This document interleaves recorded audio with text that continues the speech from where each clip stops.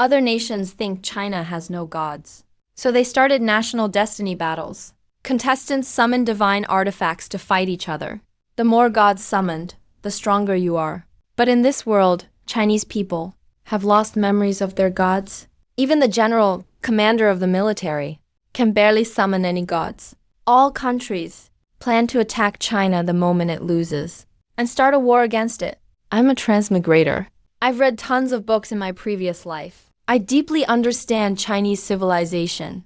I immediately wrote down 100,000 names of Chinese deities. Suddenly, gods appeared above the arena. Who dares to challenge China's martial gods? A plain-looking office. Lights are bright. Still nothing. Everything is blank. Why did this memory gap happen? Other countries can rediscover their myths. They reconnect with their roots. But why did Dragon Country's myths vanish completely? Looking at the mountain of files before you, you sigh deeply. You've been in this world for 10 years. Everything here is just like your past life. It's about all nations' legends. Because of some unknown reason, there are gaps in every country's myths. Dragon Country is the worst. Almost all legends are lost. No Nua repairing the sky. No Kyofu chasing the sun. No Shuren making fire. Number Shenong tasting herbs. Then other nations founded myth research institutes. After decades of effort, they recovered most of their myths. Only Dragon Country made no progress. Everything disappeared without a trace. No clues or texts found. Even with a long history, they revived everything else over the years. Worked hard and rebuilt, but still got mocked by the world? They say your Dragon Country's legends are just a joke. Called a nation with no origin, no ancestors. A 3-0 country with no civilization. When you first transmigrated, you didn't believe it. Thousands of years of Chinese history. How could it just disappear like that? So in college, you picked myth history as your major. After graduation, you joined the Myth Institute and worked to trace civilization roots. But after 3 whole years, still nothing found. Is this Dragon Country's fate? You unconsciously clench your fists. Nobody remembers. Even though ancestors used their lives to light the path ahead. Shenong tasted herbs and died far from home. Nua repaired the sky, sacrificing herself to keep China going. They stood brave at the front. The ancestors' sorrow is left unspoken. Just as you're feeling sad, you suddenly recall an urgent notice. The artifact realm opens in 1 hour. The era of no magic begins. Martial commanders descend. The chosen battle starts. First round rules for the chosen battle. Every country will select the citizen who knows their nation's myths best. They become the chosen ones. They enter the artifact realm to fight. All abilities of the chosen are tied to their country's legends. Their fate is linked to their nation. Winners get endless rewards for their country. But for every chosen who dies, their country loses 100,000 people randomly. If all chosen ones are wiped out, their country is erased from Blue Star. Countdown starts. A chilly, strange electronic sound rings in everyone's mind worldwide. But Dragon Country is deathly silent. At this moment, the meeting room inside Dragon City's command center feels tense. Commander Long Jian gathers Dragon Country's leaders, along with elite researchers from the Myth Institute for a meeting, bringing in top talent to discuss. The chosen battle is about to start. This is about national destiny. We must be careful. Colleagues from the Myth Institute, we need you now. According to the rules, every country will choose the person who knows their own myths best to compete. If nothing goes wrong, it'll be one of you. Long Jian spoke slowly. Everyone looked at Dean Zhou Song. Zhou Song was calm, but gave a bitter smile. It's an honor for my old bones to serve my country. Glad to help the nation. It's my honor. But even with a long history, Dragon Country's legends are still empty. The whole room went silent. Everyone understood this harsh reality. One person couldn't help but stand up, saying, I remember among the recovered myths. There's a story about a god earning a title, where mountain spirits and ghosts ask humans questions. As long as you answer, you can become a god right away. It's not as grand as foreign legends, but it's still powerful. Long Jian nodded. He quickly ordered, everyone, remember this story by heart. This is Dragon Country's last hope. Myth Institute experts memorize every detail of this legend. As the countdown ends, the chosen battle officially begins. Selected champions enter the artifact realm at once. The fight starts now. Right after, beams of white light appear worldwide. Those who know their nation's myths best are chosen and sent to the artifact realm. A light beam descends from the sky, landing at the command center. But it's not aimed at Zhou Song. It's a quiet young figure in the corner. Before anyone sees who it is, the person disappears instantly. Everyone's eyes widened, looking shocked. Long Jian, always calm, frowned. Quickly confirm who was teleported. Just then, Zhou Song stopped them. No need to check. He is from our Myth Institute. The most promising young talent. His name is Tang Zhao. Look, everyone. There's a picture on the screen. On the electronic display, the artifact realm is shown. In the wilderness, a figure stands alone, the one representing Dragon Country in battle. When all 197 chosen ones worldwide are in place, the electronic voice sounds again. First round of the chosen battle is about to begin. Before the fight starts, chosen ones can meditate and summon a divine item as their nation's totem. Our Neon country worships the sun. The national flag centers on the sun, so we summon the sun as our totem. We, South Dali country, actually have the Taiji 8 diagram, which has deep culture and history. Of course, we summon Taiji as our totem. What, you say Taiji is Dragon countries? Come on, let's be real. Dragon country just copies us. Our British Empire holds King Arthur highest, so we'll summon the Sword of Time. We, Beixiang country, value cattle the most. Cattle are sacred beasts and powerful gods, so we'll summon cattle as our totem. All chosen ones arrive in the artifact realm. Everyone's thinking hard about their totem choice. But the citizens of Dragon Nation stay silent. In Dragon Nation's mythology, there's nothing really seen as a totem to be proud of. You can't just pick some great immortal for a title. Should we just summon a weasel as our totem? Right now, everyone's attention is on you. What should you pick as the totem? You're feeling overwhelmed. It's not that you have no options. It's just that there are too many choices. Dragons, phoenixes, mysterious birds, yin-yang, cullen, white tiger, black tortoise. Just thinking about it, you can name a bunch. As you ponder, chosen ones from other countries have already summoned their nation's totem. But you still haven't made a move. Everyone from Dragon Nation looks worried. They quietly clench their fists. Only Zhou Song stays calm. He speaks softly. No rush, let's wait a bit. He's a steady guy. I trust him. Old Zhou is right. Since we picked Tan Zhao, all we can do is trust him. Long Jian agrees. The minister is right. We need to trust our own people. At worst, we just die. So what's there to fear?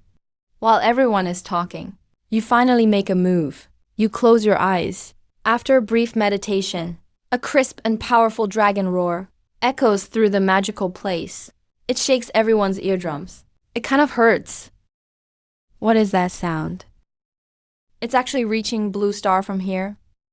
Oh my god. Look, Dragon Nation summoned a beast. What an intimidating presence. I almost want to kneel down.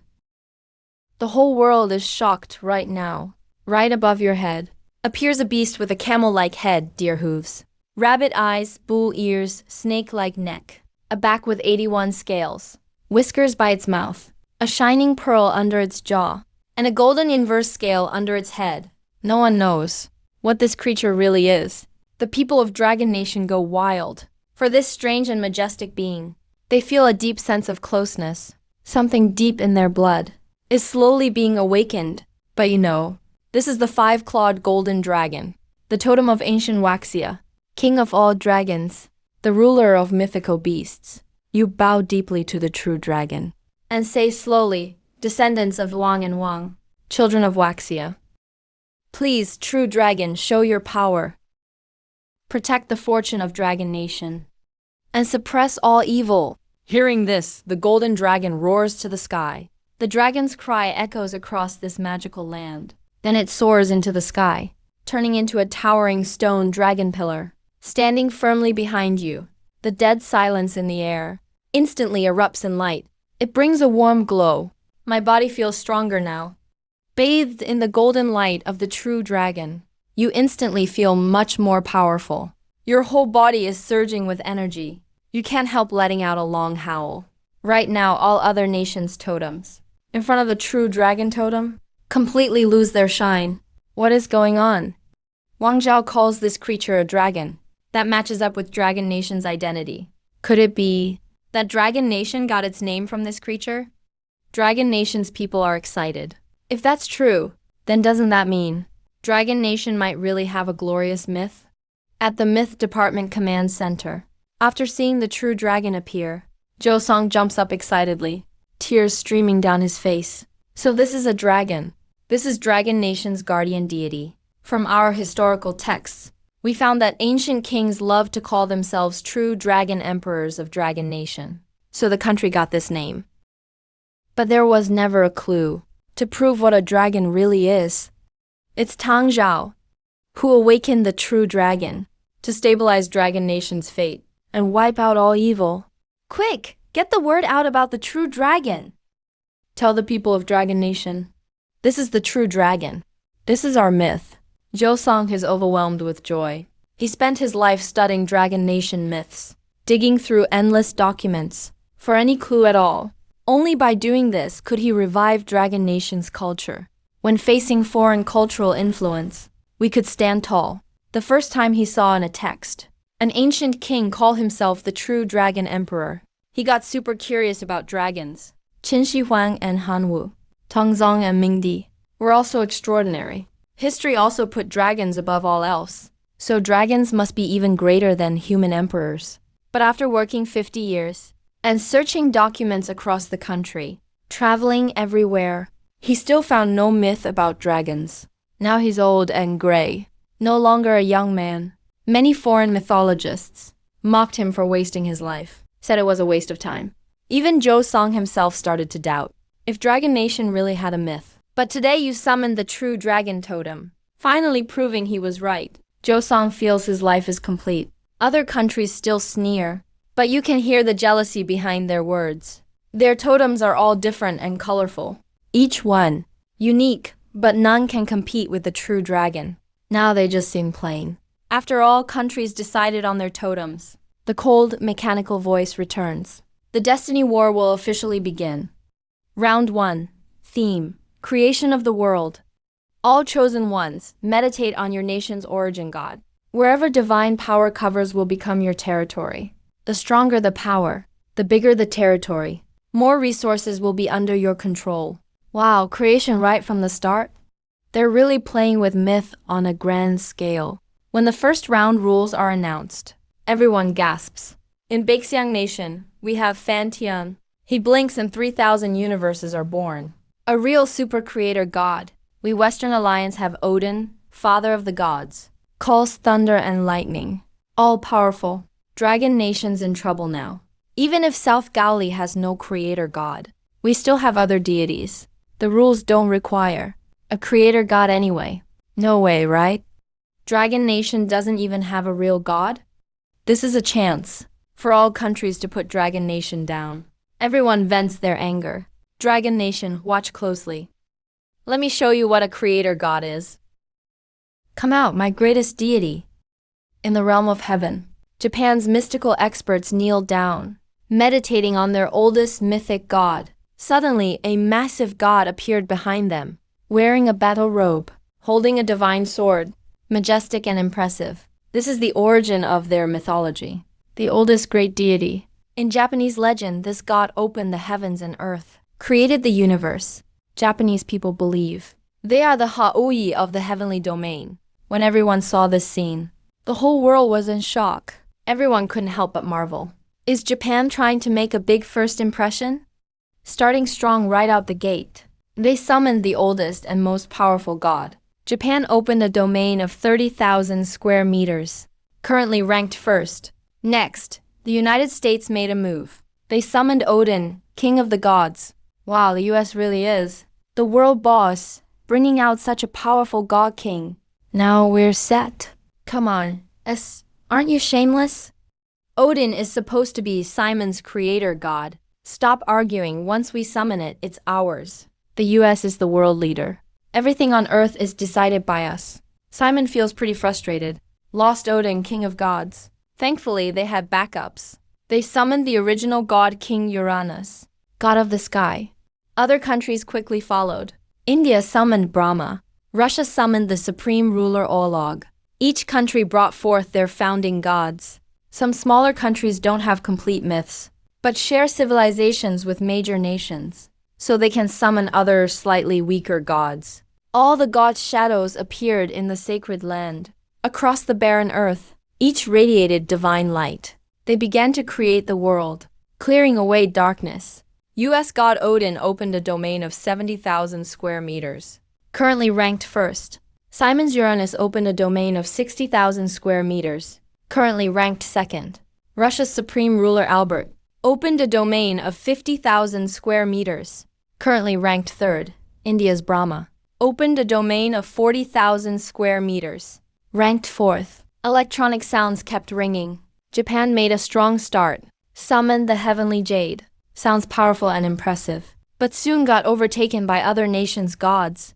According to the rules, a god's power depends on myth and legend strength, and the nation's strength, faith, as well as contributions to civilization.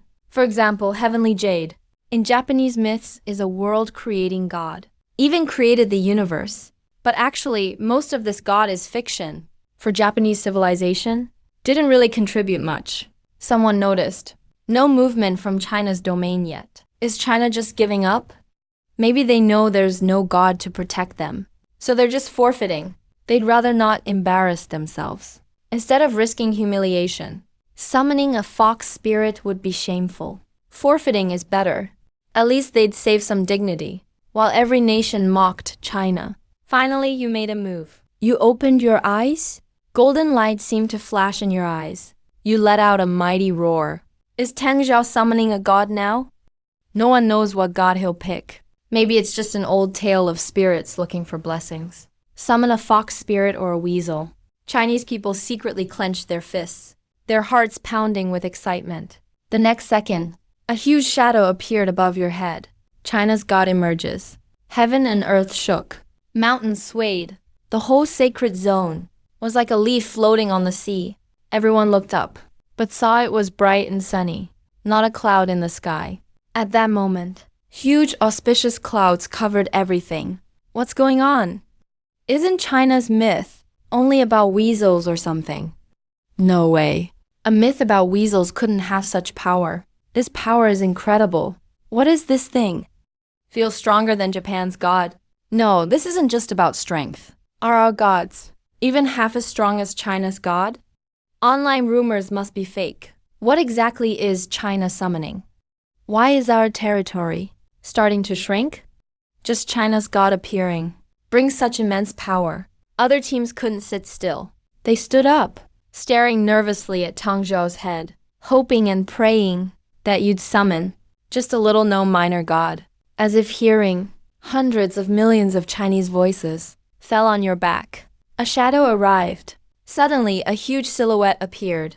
Everyone watched in awe and surprise. The shape slowly formed details, until finally, a figure with a snake's body and a human head fully appeared. This being stood tall between heaven and earth, radiating unstoppable royal might. What the heck is this? That's hilarious. It doesn't even look human. Where did they find this thing? Pulled some random creature out for show. Maybe that's China's chosen representative. Invented just now. Yeah, just to impress us. They made it look extra big. At the moment, China is getting roasted online. And you, when you looked at your god behind you, nearly burst into tears. Fuxi is the emperor who brought order to scattered tribes, became the ruler who unified them. Finally settled in Chun, consecrated Mount Tai Fuxi. Fuxi seemed to sense your thoughts when you looked at him. His power slowly unfolded. China's territory expanded at that moment. Countless people watched China's so-called joke, wondering how big China could expand. 1 square meter? 100? 10,000? 100,000? Those who thought it was a joke were totally stunned. They never expected the China they thought was finished could expand so much, easily surpassing the US. And the power kept growing. 400,000 square meters. China's domain grew to 500,000 square meters, then finally stopped. Just then, Fuxi's power slowly withdrew. China's Fuxi. Expanded to 500,000 square meters, now ranked first. US God King Odin. Expanded to 70,000 square meters, now ranked second. Simon's Uranus. Expanded to 60,000, now ranked third. Russia's Supreme Ruler Albert expanded to 50,000, now ranked fourth. At this moment, the internet, usually full of chat, suddenly went quiet. It was as if everyone lost connection. The deity summoned by Dragon Nation actually created a 500,000 square meter domain. Suddenly, a powerful voice echoed in everyone's hearts. Not just them, even those waiting on Blue Star also heard the voice of the divine artifact domain. Round 1 is over. The match is finished. Now rewards will be given out by ranking. Everyone in Dragon Nation cheered up at those words. First place, Dragon Nation. Dragon Nation occupies 500,000 square meters. Spirit herbs for Dragon Nation's territory awarded. Water supplies granted. Oil awarded. Ores given. Everyone from other countries, hearing Dragon Nation's rewards announced, finally let out a sigh of relief. It's just resources after all. It won't boost their combat power in a short time. Right now, the Mythology Institute is buzzing with excitement too. As you watch the lively scenes in Dragon Nation, you can't help but smile.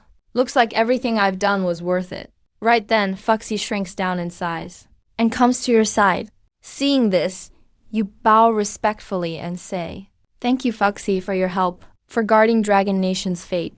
I was born to safeguard Dragon Nation.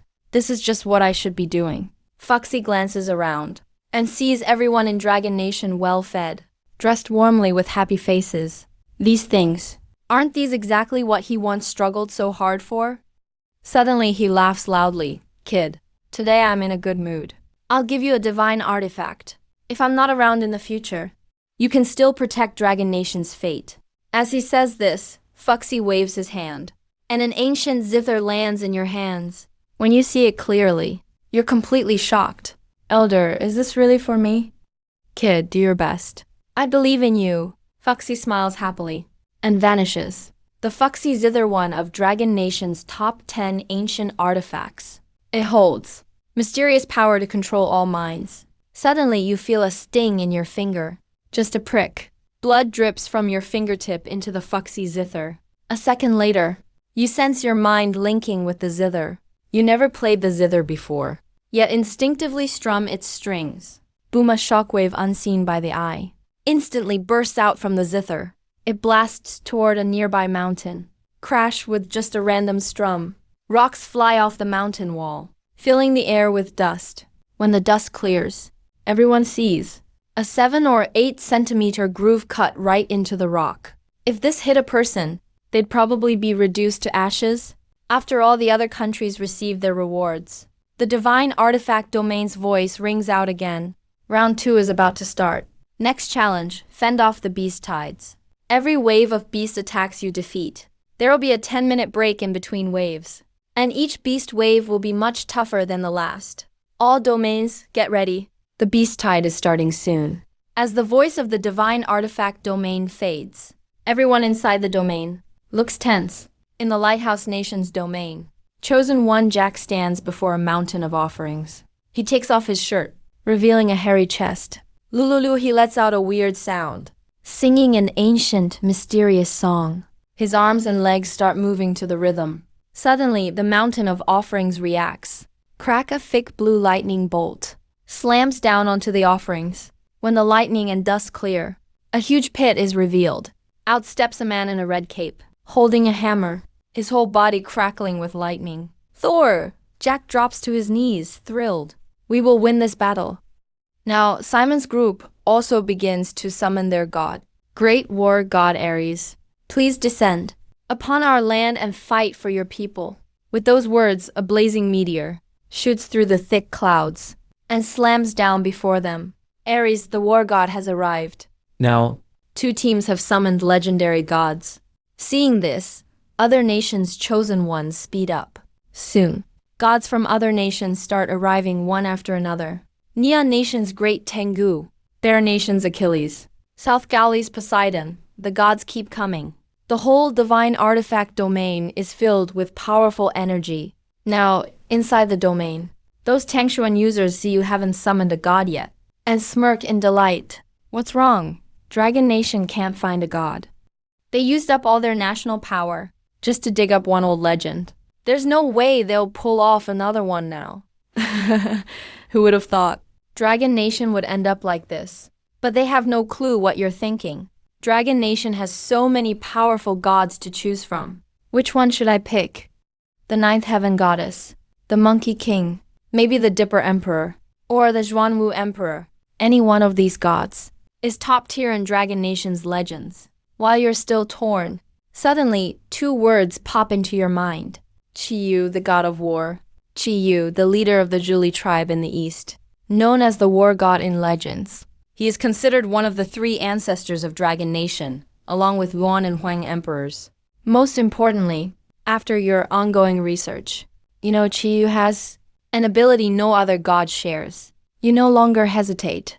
You call out loudly, I respectfully invite Qiyu, the god of war, to descend.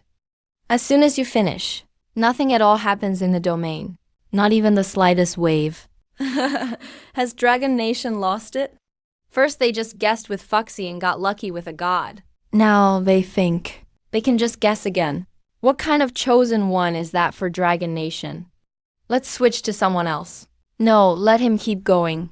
I want to see which god he'll end up with. On Blue Star, countless people from other countries see what's going on, openly mocking. But everyone in Dragon Nation clenches their hands with anxiety. They're worried about what kind of god you'll summon.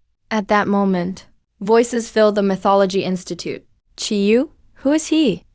God of War, apparently. Never heard of that name before. Where'd Tang Zhao find this god? Was it even verified? Long Jian doesn't know much mythology, so he glances at Zhou Song. Zhou Song calmly watches the screen, not saying a word, as if he has total faith in you. Long Jian can't help but breathe out in relief. Back in the divine artifact domain, with everyone looking on, enjoying the drama, Dragon Nation's domain finally showed some action. A figure riding a black and white beast crossed the mountain wilds, crossed the river, landed on the highest peak. You hear a dull thud as he lands. You look up, he has sword-sharp sideburns. A figure with 2 feet and holding a giant axe gets down from the black and white golden beast. The moment he stepped down, all the gods from other nations turned to look at him at the same time. The gods holding weapons could feel their weapons trembling non-stop. All signaled submission. Thor, called by the United States, looked down and touched his hammer, then stared solemnly at Qiyu. At this moment, every god had just one thought. This god is dangerous. Welcome, Qiyu. You bow again. Just about to explain the situation. Qiyu cuts you off immediately. He casually says, no need to talk. Just protecting your place, right? Leave it to me. The beast horde is here. Suddenly, a chosen one from some nation shouted out. Everyone snapped back to reality. They stopped watching Dragon Nation and focused on their own beast hordes. When they first saw the horde, their faces were all unimpressed. But as the horde got closer, their expressions totally changed. The beast horde coming from the edge of their domains looked like a thin black line from afar. But when it got close, all the chosen ones saw a small wave of black beasts. When the horde got even closer, they finally saw what it really was. Damn, what are these things? This is insane. Can humans even beat these monsters? Where did these things come from in the land of artifacts? Who dug these up? The moment every chosen one saw them clearly, they were instantly frozen with fear. Stepped back again and again. Some just couldn't handle it and fell flat on the ground. As everyone watched with curiosity and disgust, and also with anticipation, the beast horde reached the United States domain first. Thor suddenly let out a cold snort, not even looking up, raised his hammer. Thunderclouds started to gather in the sky. The next second, dozens of bolts struck down, turning the horde into charcoal. No beast horde stands a chance against us, says Thor. Thor is awesome. Tomorrow I'm getting a Thor tattoo. Americans watching online saw this scene and jumped up in excitement. Simon summoned Ares, the god of war, standing on his 4-horse chariot, one hand steering, one hand gripping his spear. Just one charge wiped out the whole beast horde. By nation summoned Sekhmet, goddess of destruction. jumped down from the peak, waved 4 fists lightly, wiped out the horde completely. The other nations summoned gods, were more or less the same. The beast horde kept coming in waves. Every wave, basically, was handled by gods. Easily wiped out with a casual move, right up to the 99th wave. Things finally changed. On the 100th wave, the horde came with even fiercer energy. Some weaker nations' gods, at this point, couldn't stay calm like at first. But the stronger nations' gods still looked unfazed, still wiped out the horde with a single move. Soon the 1000th wave arrived. By then, some smaller nations didn't even make it past the 1500th wave. Lost completely, defeated, they felt hopeless. But when they saw Dragon Nation's domain, with no activity at all, they just assumed Dragon Nation lost at the first wave. That instantly made them feel much better. Now, the beast horde was coming faster and faster, and getting stronger too.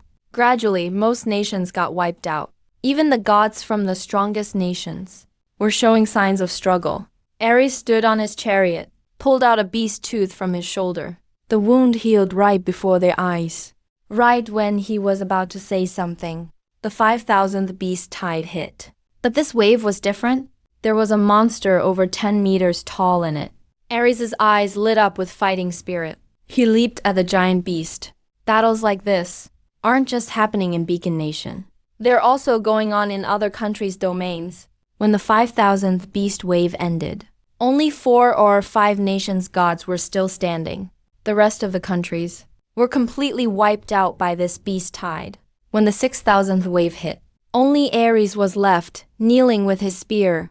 In front of him stood a monster 100 meters tall. Its blood could corrode anything. None of the gods had strength to fight back. Time to settle the scores. First place, Thor from Beacon Nation, 6000th wave. Second place, Shiva, destroyer god from White Elephant Country, 5953rd wave. Third place, Ares, god of war from Ximon, 5600th wave. Relics Land began to announce results one by one.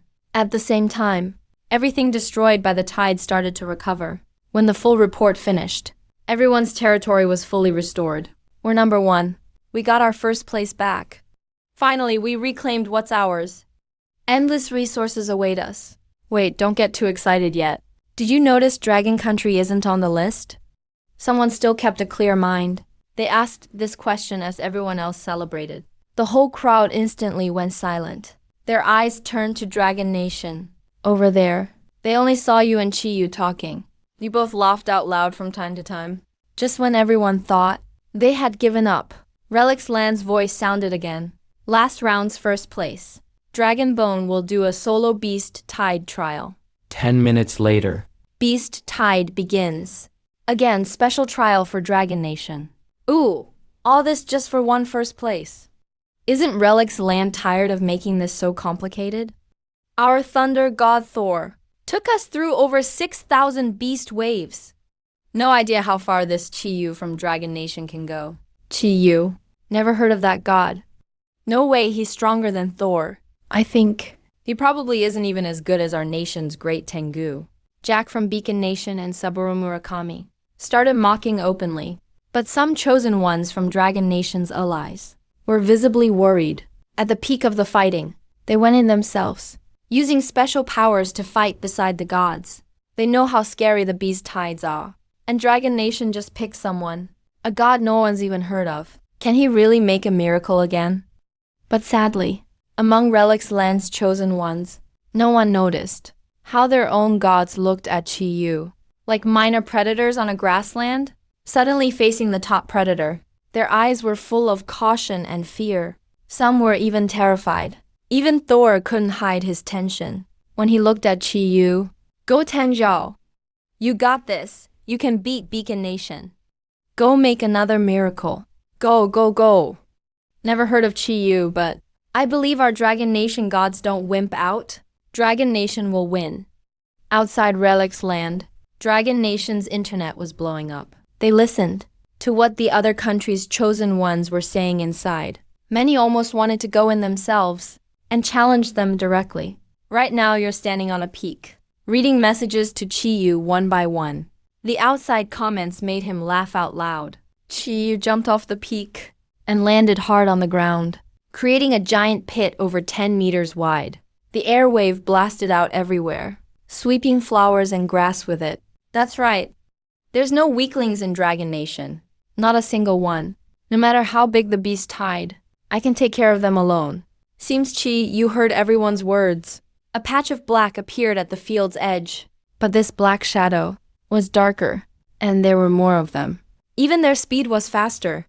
They charged forward non-stop, kicking up a high cloud of dust, looking totally unstoppable. Their beast tide is stronger than ours. Yeah, Dragon Nation's beast tide is at least twice as strong as ours. Other chosen ones noticed and shouted out. The rest quickly checked. After everyone took a good look, they all agreed for once. Dragon Nation's beast tide is insanely strong. If there were a bit more, it'd be as strong as our beast tide at 100 waves. With that in mind, Beacon Nation and Neon Nation, White Elephant's chosen ones burst into laughter. This strong from the very first wave. It's only going to get harder. If that's true, by the time Dragon Nation hits 6,000 waves, the difficulty will multiply.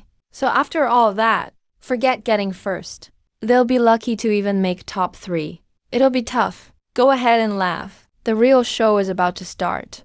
A sly smile appeared, waiting quietly for Chiyu to act. By now, most of the beast tide had come through. You could just see how nasty those creatures were. That's all? Send more. Chiyu shouted excitedly. In his eyes, this beast tide wasn't even an appetizer. Soon the tide reached him. Everyone held their breath. You can tell how strong a god is just by their first move. The first beast tides. Gods like Thor and Ares wiped them out easily. But weaker countries, their gods, had to use their skills right away. So when Chiyu made his move, most people already guessed which wave he'd reach, about what score he'd get. But in the next second, something totally unexpected happened. Facing monsters 2 or 3 meters tall. Ugly, fierce beast tied in front. Chiyu didn't even attack. Instead, he shoved his giant axe into the ground, then glared with his eyes. All the Relic's land monsters stopped moving. Suddenly, all the beasts in the wave let out a pained whimper. Chiyu almost felt sorry for them. He lifted one foot, stepped forward, and stomped down hard. A shockwave exploded in everyone's mind. When people snapped out of it, the monsters weren't hurting anymore. They just quietly lined up where they stood. And while everyone stared in shock, Chiyu shouted. Right after that, the beast tide actually started lining up by size and type. Orderly, from left to right. Come behind me. Chiyu gives the order again. The first wave of beasts marched in perfect sync. They moved behind him. Their eyes show deep respect. Like he's a god. What is going on here? Why aren't the beasts attacking him? They're actually obeying the dragon god's orders. This is just insane. Aren't those monsters supposed to have no mind of their own? Why is this happening? Oh my god. Timing monsters? Is this really something a human could come up with? In Miraculous Land, the heavenly experts murmur in shock and confusion. Only now do they finally realize what's happening. Why have you been looking at us? Like we're just clowns? So you planned this all along. In the Lighthouse Nation's territory, Jack turns his head. A look of struggle flashes in his eyes. But curiosity wins over his respect. He steps up to Thor, the thunder god. He kneels down, hands raised. Great thunder god Thor, please tell me, how strong is the dragon god really? Thor's wounded disciple slowly opens his eyes. He watches Chiyu command the beast horde. Thinking for a bit, he says, the Eastern god is really powerful. Don't let your guard down. With that, he closes his eyes again, focusing on healing himself. No matter how much Jack begs below, he refuses to say another word. Scenes of gods being questioned appear in every nation at the same time. Most people don't get an answer. All they see is their own god's wary eyes. Only a handful manage to get any info from their gods. And it's basically the same as what Thor said. Right away, everyone looks at Chiyu differently. They don't dare underestimate him now. No more mocking, just awe and envy in their eyes. Of course, there are still a few sneaky countries thinking differently. Like now, South Korea is trying to contact countries on South Star. trying everything to get info on Chiyu, or at least find out what Chiyu likes. So next time something like this happens, they can offer sacrifices to invite Chiyu. Then they hope to steal Feiyu away, or, well, bring him home. While everyone is plotting their moves, the second wave of the beast horde arrives, just as expected. The beast horde from Dragon Country is stronger, so naturally the second wave is even tougher. Foreign chosen ones let out a long sigh. Even in this situation, they don't think they could handle even half as many waves as they've managed now. But still, it doesn't affect Chiyu at all. Faced with this unstoppable, world-crushing wave of monsters, Chiyu just gives a gentle stomp. Suddenly, all beasts submit, with deep respect. You stand at the peak watching this scene, a satisfied smile on your face. Looks like you made the right call back then. Chiyu is known as the war god to everyone, chief of Julie tribe. But besides that, he has a little known, special title, Supreme Lord of Beasts. It says it all. Standing among 10,000 beasts, Chiyu is the supreme ruler. Give him a word, and they obey immediately. All beasts follow. Those monsters that were wrecking the land just now, raging and furious. As soon as Chiyu speaks, even if he told them to die, they wouldn't hesitate. On the battlefield, Chiyu hums a tune, lightly stomping his foot. Every stomp sends waves of beasts coming to serve, lining up neatly with the monster troops. From afar, in the Dragon Country territory, the beasts are lined up perfectly. Anyone who doesn't know might think it's a monster empire, prepping for a parade. Soon, the biggest shift happens in the horde. Giant monsters appear. When Chiyu sees the giants, he finally changes a bit. No more gentle stomping. Instead, a loud hum. First, get all the beasts in line. Then he flies up to the giant monster. And while the giant looks confused, Chiyu slams it hard against the wall. Get over there. Chiyu shouts. The 20-meter giant gorilla, in front of everyone's shocked eyes, just looks super wronged, and slowly walks into the lineup. In the coming battles, or rather the reclaiming of what's lost, not a single problem pops up. All the other giant monsters, after seeing the sad, giant gorilla with a handprint on its face, line up quietly one by one. The final wave of beasts is about to arrive. Gods of Dragon Nation, get ready. Suddenly, the voice of the divine land echoed in everyone's minds. Everyone's eyes widen immediately. No one expected the 10,000th wave would be the last beast surge. How will the Dragon Nation's god react? Are we going to fight now? Upon hearing the voice, you, who were goofing off pulling weeds, finally perked up a bit. You glance at Chiyu with a questioning look. Chiyu himself picks up his giant axe. He squints his eyes. An excited smile spreads across his face. Finally, something with a challenge. While everyone waits, waiting, wondering what kind of monster the last wave will bring, the divine land speaks again. The final beast wave has ended. Congratulations to Dragon Nation for clearing the stage. Ranked number 1. Again, the divine land's voice rings out. Everyone present was stunned. That's it. It's over already. Where are the big monsters from the last wave? Should have been enough to destroy the whole Dragon Nation. Where's the beast? Why didn't it show up? Did it chicken out? All the Zhuanzi from every country look at each other. Doubt shows in their eyes. Maybe the last wave's beasts really chickened out once they saw Chiyu as their opponent. Where did Dragon Nation find such a god? How can he be this crazy? Recalculating the rankings. First place, Chiyu, Supreme Beast Lord of Dragon Nation. Second place, Thor, Thunder God of Lighthouse Nation. Wave number 6,000. Third place, Shiva, God of Destruction, White Elephant Nation. Wave number 5,953. While everyone was still stunned, the Divine Land has already updated the rankings. Lighthouse Nation, who was originally leading, got overtaken by Dragon Nation again. Now they're second. How is this even possible? Jack yells in disbelief. Something's wrong. There's gotta be something off here. But his angry shouting didn't catch Divine Land's attention. They didn't even bother to reply. Thor, the thunder god, got annoyed by Jack's noise and silenced him with a cold snort. He stood up, looked into the distance at Chiyu.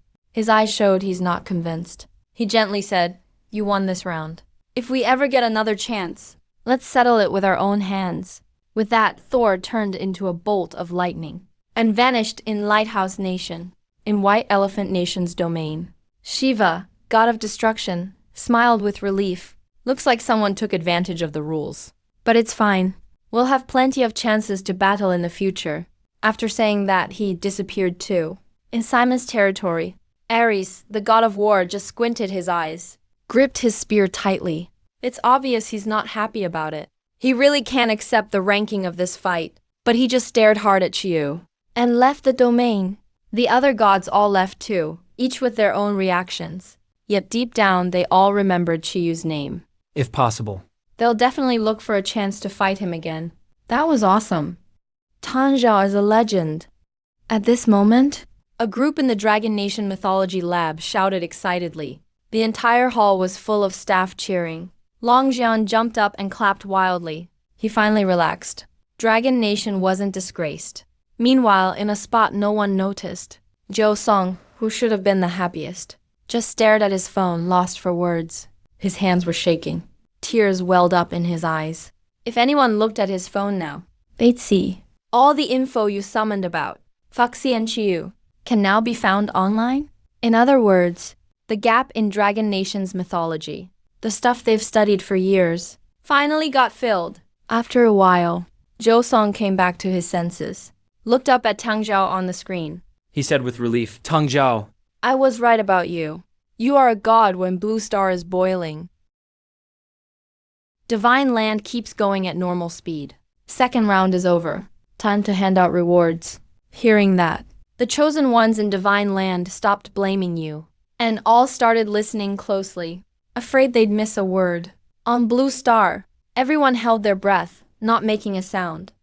Rankings. First place, Dragon Nation reward. Keep all tamed beasts. The moment the reward lands, the beasts tamed by Chiu start to look more normal. They emit a pleasant aura. Damn, Divine Land. Actually let Tang Zhao keep all the beasts. So basically, when Divine Land opens in the future, he'll be unbeatable. If he doesn't like someone, just unleash all the beasts. Let them stomp everything. Everyone would die. Before anyone could say anything, the Divine Land went on. Second place, Lighthouse Nation. Wave number 6,000 rewards. Resources doubled. Chosen One's strength boosted to level 10. Suddenly, resources inside Lighthouse Nation doubled. 10 white lights flashed over Jack. His muscles literally bulked up. Now, even barehanded, he could easily kill a regular person. Third place, White Elephant Nation. Wave number 5,953 rewards. Resources doubled. Schwanza levels increased by 9. As soon as the voice finished, inside White Elephant Nation, the same thing happened as in Lighthouse Nation. When all the rewards had been handed out, the Divine Land paused briefly and continued. Third round is about to start. Each nation summons exotic beasts to battle each other. Combat mode, randomly paired. The last person still on the stage wins. 2 hours to get ready. Start preparing. Whoa, we're already at the showdown phase. I thought there'd be a few more rounds. This time, White Bear Nation will definitely take first place. White Bear Nation. Please. South Gali is real number 1. The nations fired up hearing about the new round. Battling spirit ignited quickly. But Jack from Lighthouse Nation, his face was as dark as the bottom of a pot. He said sarcastically. First place probably goes to Dragon Nation again. He says it out loud. But deep down he's thinking, damn these Dragon Nation folks. Where did they find such powerful beings? Right now you're sitting there thinking quietly, wondering what beast to summon next. Exotic beasts, the 4 ancient terrors. The name Liwu pops into your mind instantly. Qiongqi Hundin Taodi. You remember Liwu looking pretty cool. You instinctively want to pick him. But then you recall this guy's unruly attitude. And it's kind of wild, defiant and rebellious. If it gets out, something big might happen. So you quickly look at the next name, Qiongqi. You remember this guy's personality, and instantly look away. If you actually let that thing out, it might eat you first. Chaos seems like a good choice. I'll keep that one for now. Then you finally look at the last beast, Taudi. Taudi has a body like a bull. Its face is under its armpit. About this beast, the only thing you know is it's said to be greedy. Rumor has it, back then, it ate up everything in the world. and ended up eating itself. Chaos is probably the only other one to pick. But Towdy seems like a better choice. You make up your mind right then? I'll pick Towdy. 2 hours of prep time is over. All chosen, please summon your beasts. This time, I, Simon, will flood the world. I'll take first place. Who's gonna be number 1? But who knows? Maybe Dragonland cheats again. I don't care if they cheat or not. We South Korea will use all our powers for the gods. No idea what the winner gets this time. But no matter what, we're getting our Orochi. Now, let's listen to the voice of the sacred land. All the chosen stop hesitating. They start rituals around the offerings, hoping their beasts will go all out and help them win. In the Lighthouse Nations area, Jack looks uneasy. Then he seems to make up his mind. He does a weird pose and chants strange words in the water. At first, nothing changes around him. But then everything gets more and more creepy. The wind starts howling. Rocks start flying. Everything on the ground starts breaking. On a huge pile of offerings, a flame from hell lights up. Everyone looks toward the Lighthouse Nation. Who is this, making things so scary just by showing up? Suddenly, not far in front of Jack, a black beam shoots down from the sky. A man with 4 black wings on his back, so handsome words can't describe him, slowly lands from the air. The fallen angel Lucifer has arrived. Everyone knows him by that name. In Simon's domain, a lake starts overflowing like crazy. Heavy rain pours from the sky. All of Simon's area is flooded. Simon's chosen, Morrison, can only hide on the tallest mountain. But right now, no one is watching him. Everyone is looking at the giant thing, crawling out of the deep sea like an octopus. The Kraken. In the water, it waves its arms around and slices a 100-meter mountain in half. Morrison looks thrilled. He knows he can't lose.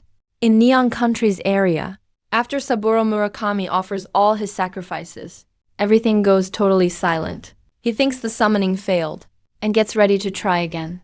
But the ground starts shaking. Mountains start to collapse, with 8 roars echoing at once. A giant beast finally appears. It walks out from the mountain.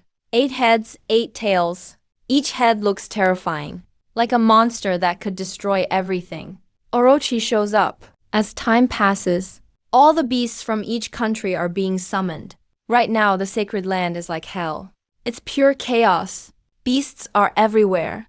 Mountains are collapsing in seconds. Huge basins flood with seawater in a blink. If any normal person was here, they'd probably be so scared their legs would give out and just fall to the ground, now that the beasts are out.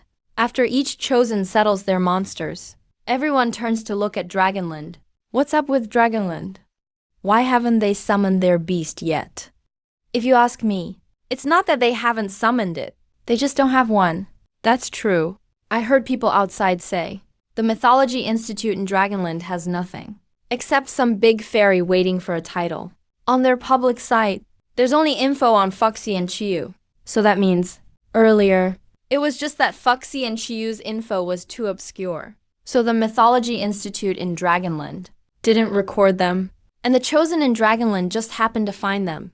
The Chosen from Dragonland are really lucky. Just dumb luck? I don't buy it. Dragonland can't be lucky twice, let alone 3 times. Exactly. If they win again this round, I'll do a handstand and have diarrhea right here. Right in the sacred land. The Chosen ones summoning beasts. All had mocking looks on their faces, watching like they were just here for the show. Some Chosen ones even started praying, hoping to face Dragon Nation in the next battle. That way they'd win by default. And maybe get the chance to kill Dragon Nation's Chosen, so they could show off to Lighthouse Nation. Beasts, beasts. What mythical beasts does Dragon Nation even have? No idea. Dragon Nation's mythology really is lacking. I can't think of a single beast. Tang Zhao still hasn't done anything yet. Could he really fail to summon a beast? If he really can't summon anything, it's not his fault. He's tried his best. Even so. But losing before even fighting? I just can't accept that. Everyone in Dragon Nation stared hard at their screens, wishing they could see right through them. Inside the sacred artifact grounds, you seem to sense Dragon Nation's hope. A bit of emotion finally showed on your calm face. You started moving your lips, telling the story of Towdy. At first, everyone thought you were just making up a story on the spot, trying to create a beast for the contest, to compete for Dragon Nation. But little by little, over in Dragon Nation's territory, the sky began to darken. A million sacred artifact monsters tamed by Chi Yu all dropped to their knees, shaking uncontrollably, their faces twisted with pure terror, like something terrible was coming. He muttered something under his breath. Seemed to be saying, in the old days of Dragon Nation, there was a beast that could devour everything. No way Dragon Nation has a beast that strong. Impossible. Not just Dragon Nation. Even throughout all of Blue Star, there's nothing that strong. Some chosen ones who just mocked Tang Zhao quickly spoke out in denial. In Dragon Nation's territory, the sky completely darkened. Right when everyone thought it was all over, clouds of black smoke rose from the ground, and slowly the shape of a beast began to take form. The crowd erupted. Its shadow showed a body like a bull, and a human face without eyes. Look closely. Its eyes are actually in its armpits. Over in Lighthouse Nation, Lucifer the fallen angel furrowed his brow, shock all over his handsome face. He tried to see through the mountains and cut through the black smoke, hoping to see what was really inside Dragon Nation's borders. But then he groaned and had to look away. A trace of blood dripped from his lips. Lucifer wiped the blood away, took a deep breath, and his gaze toward Dragon Nation turned ice cold. Back in Simon's territory, the behemoth of the North Sea tossed in the waves. Its giant body shook. Roots like the tentacles of a huge octopus suddenly froze in place, then twisted to look toward Dragon Nation.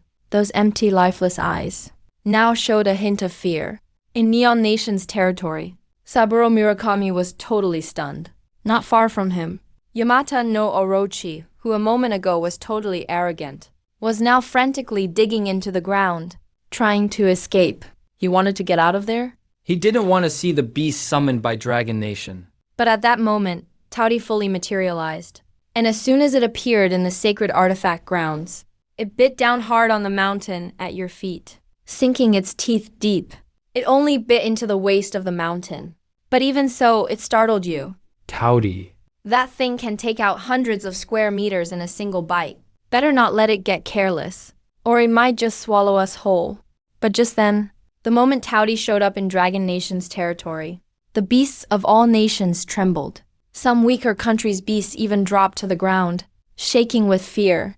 But you just twitched your mouth in disbelief. From when Tauri appeared until now, not even a full minute had passed.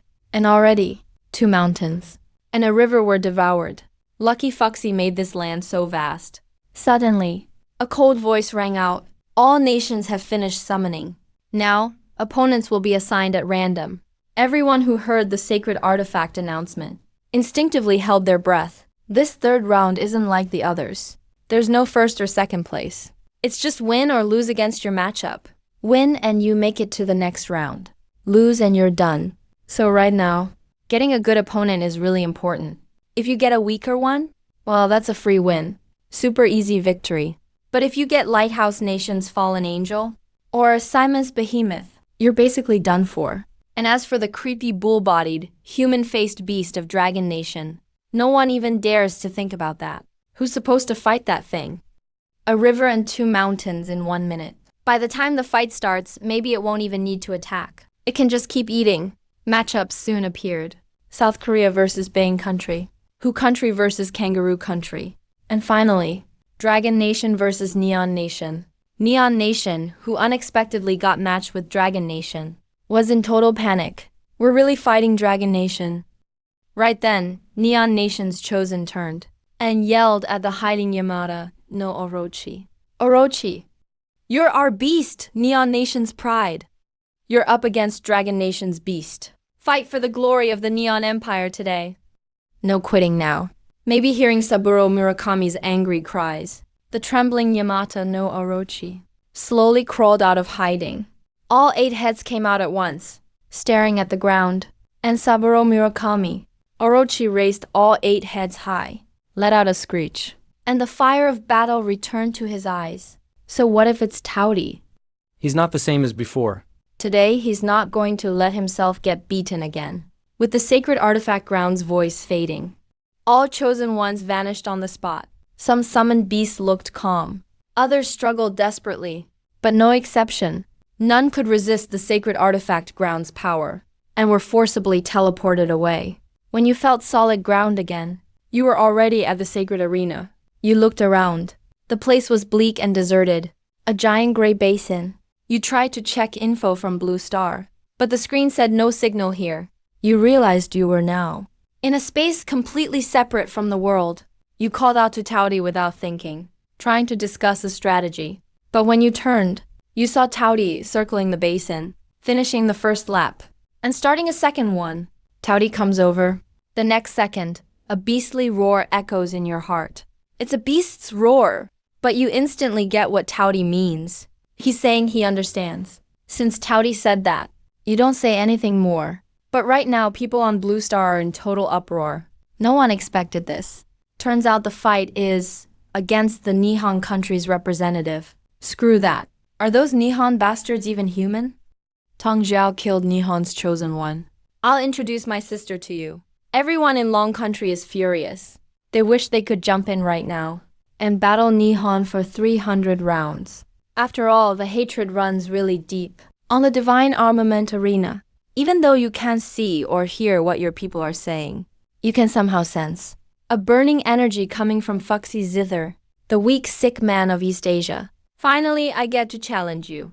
Saburo Murakami starts shouting the moment he shows up. Seems like he just wants to boost his own aura. Behind him, the 8-headed serpent. All 8 heads let out a hiss.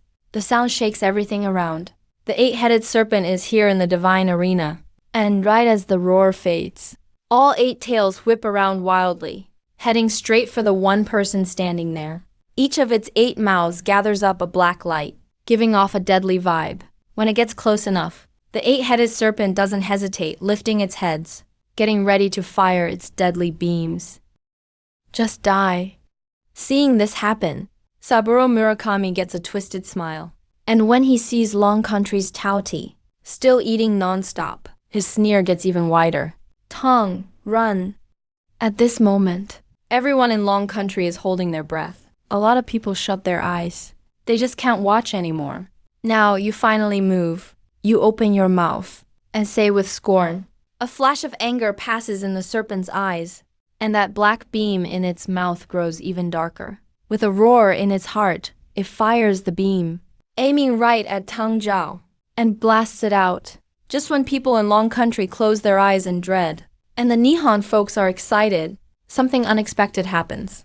The Taudi, who's been devouring the Divine Armament Arena since the start, shows up in front of you in an instant, opens its huge mouth right in the serpent's face.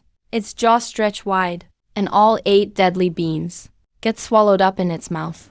The beams whistle through the air, beams strong enough to pierce mountains, just get eaten by Taudi without a hitch. Everyone from Long Country, and even the Nihon crowd, all have the same question. What's happening right now? And it's not just the 2 countries watching on Blue Star. Even the 8-headed serpent in the arena and Saburo Murakami are both stunned, like, what the hell? My 8-headed serpent's beams are so strong, and you just ate them in one bite. Taudi lifts its head, burps, with an utterly disdainful look. Murakami is shocked seeing this. His jaw basically drops. What just happened?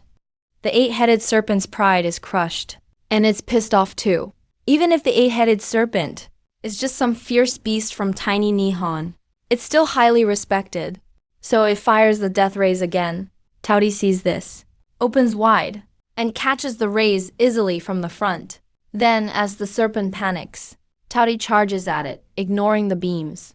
And you can see a strange grin on Taudi's lips. He grabs one of the serpent's heads and swallows it whole. In one bite, no hesitation at all. Then grabs another head and swallows again. Everyone watching is speechless. Taudi has already eaten 5 of its heads. Writhing in pain, the serpent's tails thrash violently, whipping again and again at Taudi, making deafening sounds. Right as Taudi is about to eat the 6th head, he acts like it's nothing. Those attacks that would kill weak foreign beasts easily feel like nothing but a tickle on him. The 8-headed serpent gives its all to fight back, but finds it can't stop Taudi at all. Despair takes over. In the end, the serpent can only watch as Taudi swallows its 6th head. Taudi continues its moves. eating them one by one. He takes the Orochi's last two heads and finishes them off. Afterwards, he still seems hungry, He grabs the 8 tails thrashing him.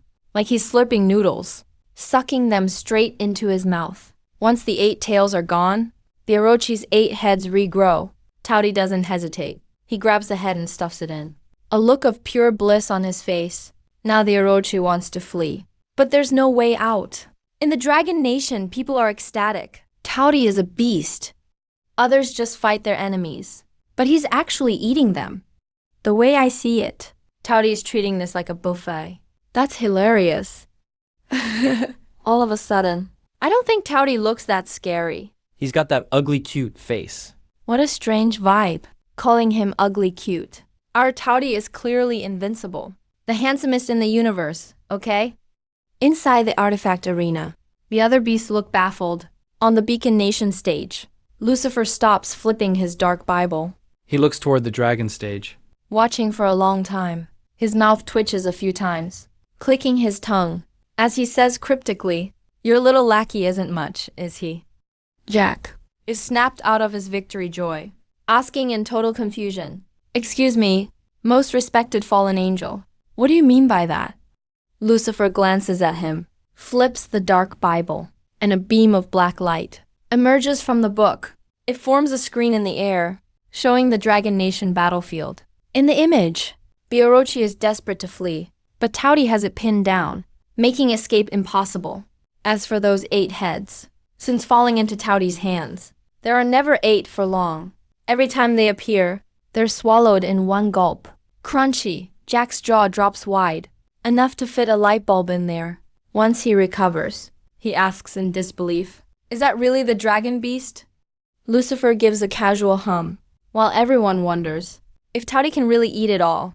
The Neon Nation has completely lost it.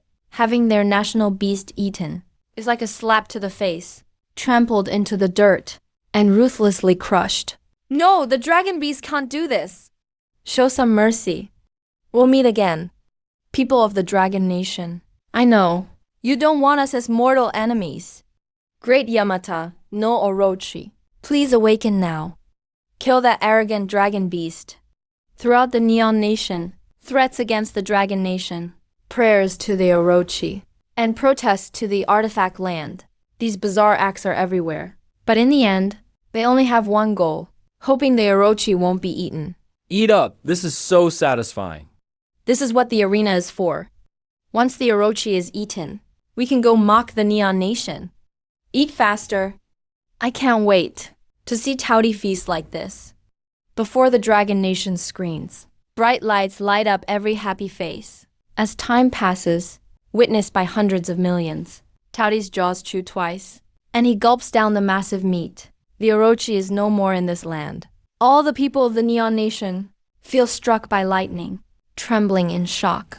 To them, it's not just the Orochi that died, but their entire pride. The Dragon Nation's beast has set an unprecedented record. The Neon Beast got eaten. Go look at their comments. I'm dying laughing. Why do I suddenly feel better? It's like our own defeat isn't so hard to take anymore. On international websites, people from every country are excitedly watching the drama. As for the Neon Nation's misery, it's entirely their own fault. No one cares. On the artifact arena, in the Beacon Nation sector, Lucifer sits on a throne of enemy bones, listening casually to Jack's report. Respected Lord Lucifer, about the dragon myths and news. That's all I know. Jack stands before him, looking extremely nervous. Not far from him, the opponent's chosen one lies on the ground in agony, groaning incessantly. Lucifer thought it was too quiet and wanted a pleasant sound, so he cut the man's fingers off. At that moment, Jack finally understood. A phrase from the mysterious East. Serving a king is like serving a tiger. He feared one small slip-up would cost him his life. This country is interesting, Lucifer says with intrigue. Next time there's an opportunity, be sure to summon me again. With a flick of his finger, a black feather appears in Jack's hand. Jack feels it, looks down, and sees a glowing black, exquisite and elegant feather. He tries to identify it, but its structure and look are unheard of on Earth. Suddenly, The voice of the artifact land rings. The arena battles have ended. Unfinished battles judged by injury. Beginning settlement. Settlement complete. Preparing rewards. As the voice of the artifact land continues, time freezes in the arena. Next, the chosen one's vision blurs. When they can see clearly again, they are back in the artifact land. The beasts that fought for them were sent back where they belong. They stand in their own domains. Soon a new challenge begins. Round 4, Underworld Mythology. Underworlds merge into a giant tomb. In 10 minutes, chosen ones will be randomly deployed, explore the interior, and reach the target location. This time, only the first to arrive will get the final reward. Chosen ones strive to survive. Once all sound disappears in the Land of Relics, the Land of Relics will instantly explode. There's a set target. Let's be the first to reach a location. We all head to one place. In the end, we'll all meet, but only one can win. Looks like a lot of people will die. I'll be the champion this time, for sure. This contest is all about luck. I'm curious who's actually gonna win. If you're close to the final goal, everyone's bound to run into each other. It'll end in a huge battle. So does that mean from the start, I can just hide and not come out? A bunch of the chosen ones started talking. Suddenly, one person's comment made the whole place quiet down. Yeah, you could just keep hiding. Wait for the first person who reaches the finish line. Then let them all fight it out. And tons of chosen ones will die. A lot of resources in different territories will get wasted. National luck takes a hit too. All they have to do is keep things steady for themselves, which basically makes them stronger overall. Thinking about it, a lot of people started getting tempted. Jack from Lighthouse Nation had a contemptuous look on his face. He's determined to take first place. Neon Nation's territory. A good-looking woman with a nice figure appeared at the highest peak of their territory. Chiharu Dusen looked around, totally confused. Just a second ago, he was at home eating instant noodles, watching the Land of Relics livestream. Now he was suddenly inside the Land of Relics. Panic flashed through him, but he quickly pushed it down. He knew round 4 was about to start. If he stayed panicked, he'd just end up dead. Then his whole country would be doomed. He checked what stuff he had on him. After a moment, he looked thrilled. Then his whole body and his clothes vanished from where he stood. Listen, the rules for round 4 haven't changed much. But he was kinda dismissive of people who only wanted to hide until the end. It's not like he looked down on them. He just thought they were naive. Back in his last life, there was a game called Battle Royale. In that game, you had to kill everyone else to win. Only one person could survive in the end. The principle's basically the same. The winning condition just changed a bit. If that's the case, the game's creator can easily make the play zone smaller where there are fewer people, so fights are forced. With all the powers in the Land of Relics, how could they not think of that? It's way too hard to hide till the end. Unlike all the scheming chosen ones, people on Blue Star were seeing this kind of contest for the first time. Everyone was super hyped. What a wild contest style. It looks so thrilling. Yeah, it's super exciting. At the end, there'll definitely be a huge brawl. A massive brawl. Nice. Our Lighthouse Nation folks are almost unbeatable. We definitely got the win this time. Lighthouse Nation, huh? You haven't won a single round yet. So cocky. Messages were blowing up all over Blue Star's internet. Everyone was convinced their own country would end up on top. Right now inside the Land of Relics, the chosen ones eyed the ticking clock, faces tense with worry. The weaker chosen ones kept checking their gear over and over, scared they'd forget something and get killed in round 4. But not all the chosen ones were that nervous, like the one from White Elephant Nation who had already given up. In round 3, he'd been wrecked by Lucifer from Lighthouse Nation, left with no arms or legs. Given his situation, no matter what he did, he'd die in round 4 anyway. So he just laid flat, gave up. But the real powerhouses didn't act like the others. You look calm, standing there with a medium-sized backpack, like you were just traveling. Round 4 officially began. As soon as the Land of Relics finished speaking, a light appeared above every chosen one's head, enveloping each of them. In that light, the chosen ones couldn't see anything but the brightness. Once their vision cleared again, they found themselves somewhere totally different. You're standing in a realm out of underworld myths. You look around. Everything is ruined. Shattered skyscrapers still show traces of past glory, now getting battered by hellish winds, with only the frame left behind. Other buildings are just as bad, if not worse. All you see is devastation. You take a sniff and catch a faint, harsh smell. You can't help but frown. Just as you were about to explore the area, the land of relics spoke again. Chosen ones who enter the underworld realm each get to select one god. You can summon gods. Every time you summon, it will drain a lot of mental energy. If you overdo it, you might die on the spot. Now, choose your god.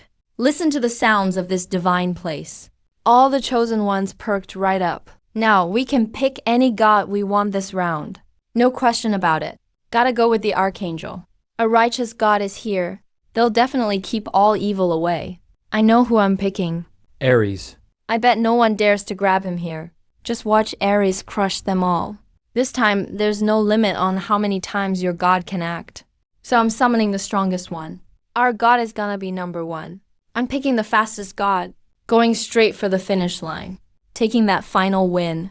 Hearing about the rules for this god selection, the chosen ones got pumped in their hearts. They instantly picked the gods they were planning to use, ready to take first place in one go. Compared to their excitement, you're clearly calmer. At first, you were just like everyone else, thinking of picking someone like Zhang Kui, a god that can deal with all evil spirits. But then, as you ate, looking at your food, you suddenly thought of something. A fish can swim freely in water, showing all its power. But if you put it on land, can it swim as fast? Obviously not. Just surviving is already a huge challenge for them. Even staying alive is hard. So, in the underworld, choosing a god that counters spirits is honestly just a joke. Once you figured that out, you changed your thinking. Since you can't pick one that counters spirits, you gotta go for a god who thrives in the underworld. Clearly. You need a god who rules the underworld. Kittigarbha Bodhisattva. Right away, that name popped into your head. But a second later, you shot it down.